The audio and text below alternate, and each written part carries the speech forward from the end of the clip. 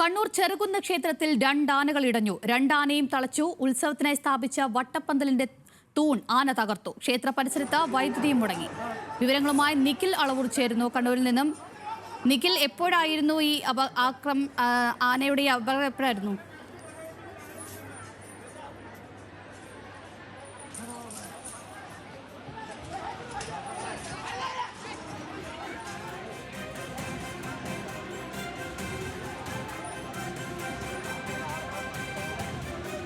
അവിടെ ഉണ്ടായിരുന്ന എലിഫന്റ് ഗാർഡും എല്ലാം ചേർന്ന് അതിനെ വളരെ പെട്ടെന്ന് തന്നെ തളച്ചു. എന്നാൽ തിടമ്പേറ്റ് നിന്ന ആന പരിഭ്രാന്തി പരത്തി ഈ ക്ഷേത്രത്തിന്റെ ഉത്സവത്തിന്റെ ആചാരത്തിന്റെ ഭാഗമായി ഒരുക്കിയ വട്ടപ്പന്തലിനകത്ത് ഓടി നടക്കുകയായിരുന്നു.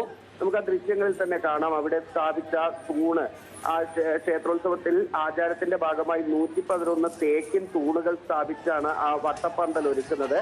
അതിന് ഉപയോഗിച്ച തൂണാണ് ആന ഇളക്കി ഇടുന്നത് ആ ദൃശ്യങ്ങളിൽ കാണുന്നത്. തുടർന്ന് അവിടെ സ്ഥാപിച്ചിരുന്ന ലൗഡ് സ്പീക്കർ തട്ടി മാറ്റുന്നത് കാണാം. ഈ സമയത്തൊക്കെയും തിടമ്പിനൊപ്പം ഒരാൾ കൂടി ആനപ്പുറത്ത് ഉണ്ടായിരുന്നു.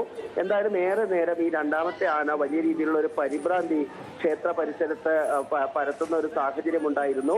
വളരെ പെട്ടെന്ന് തന്നെ ക്ഷേത്രം ഭാരവാഹികളും പോലീസും കൃത്യമായി ഇടപെട്ടതിനാൽ ആളുകൾക്ക് പരിക്കേൽക്കുന്ന സാഹചര്യം ഒഴിവാക്കി വളരെ പെട്ടെന്ന് തന്നെ ആളുകളെ ക്ഷേത്ര പരിസരത്ത് നിന്ന് ഈ ആന ഇടഞ്ഞു നിൽക്കുന്ന ക്ഷേത്രത്തിന്റെ കോമ്പൗണ്ടിനകത്ത് നിന്ന് പുറത്തേക്ക് മാറ്റി. പിന്നീട് പോലീസ് റോഡിൽ തന്നെ ആളുകളെ തടഞ്ഞു. ആളുകൾ അങ്ങോട്ട് പോകാതെ തടഞ്ഞു. അതുകൊണ്ട് ആളുകൾക്ക് പരിക്കേൽക്കുന്ന ഒരു സാഹചര്യം അവിടെ ഒഴിവാക്കാൻ സാധിച്ചു. പക്ഷെ തിക്കിലും തിരക്കിലും വെച്ച ആളുകൾ പല വഴി ഓടുന്നതിനിടയിൽ പല വസ്തുക്കളും നഷ്ടപ്പെട്ടതായുള്ള ഒരു കാര്യം മാത്രമാണ് ഇപ്പോൾ പറയുന്നത്.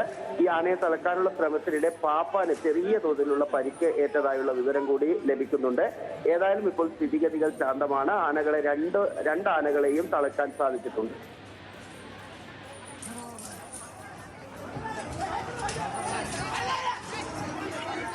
ശരി നിഖിൽ, കണ്ണൂർ ചെറുകുന്ന് ക്ഷേത്രത്തിൽ രണ്ടാനകൾ ഇടഞ്ഞു. രണ്ടാനയും തളച്ചിട്ടുണ്ട്. വിവരങ്ങൾ നൽകിയത് നിഖിൽ അളവൂരാണ്.